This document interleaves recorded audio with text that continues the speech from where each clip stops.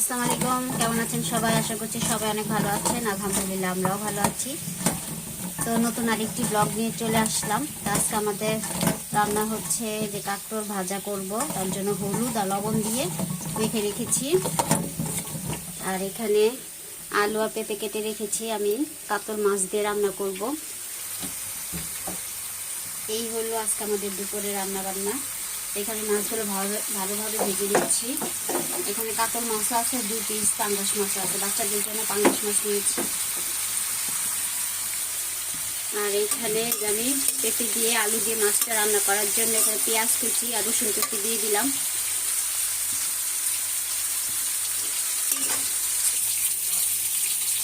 তো এখানে হলুদের গুঁড়া, মরিচের গুঁড়া, লবণ আর ধনে জিরে গুঁড়া দিয়ে ভালোভাবে মশলাটা কষিয়ে নেব। কষানোর জন্য একটু পানি দিয়ে দিলাম।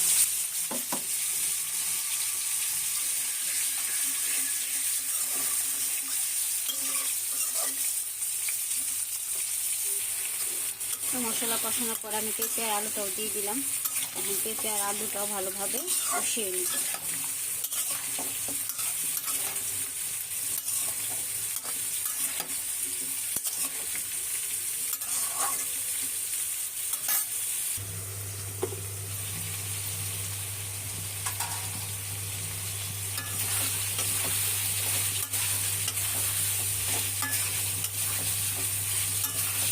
পেঁপে আর আলুটা ভালোভাবে কষানো হয়ে গেছে। এখন আমি ঝোলের জন্য পানি দিয়ে দিব।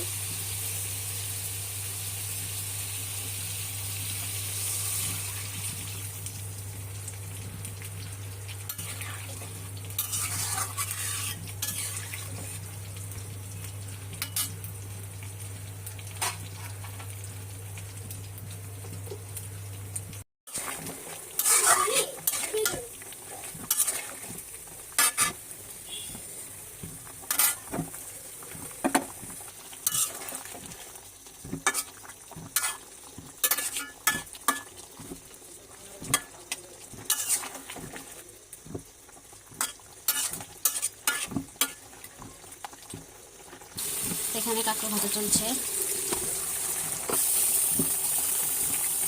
পেঁপে মাছ দিয়ে রান্না করাটা শেষ, কমপ্লিট। এখন আমি বিলাতি ধনে পাতা দিয়ে দিব।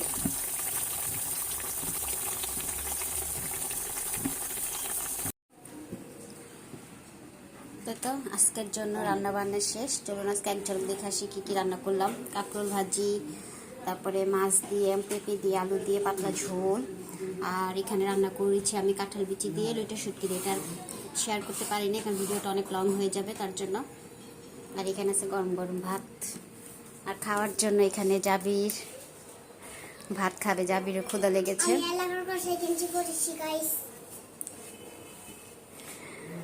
তা বিদায় নিয়ে আজকে আজকের জন্য এই পর্যন্তই। সবাই ভালো থাকবেন, সুস্থ থাকবেন, আমাদের জন্য দোয়া করে আল্লাহ হাফেজ। আর আমার ভিডিও যদি ভালো লাগে তো একটা লাইক দিয়ে পাশে থাকবেন, ছোট্ট একটা কমেন্ট করবেন।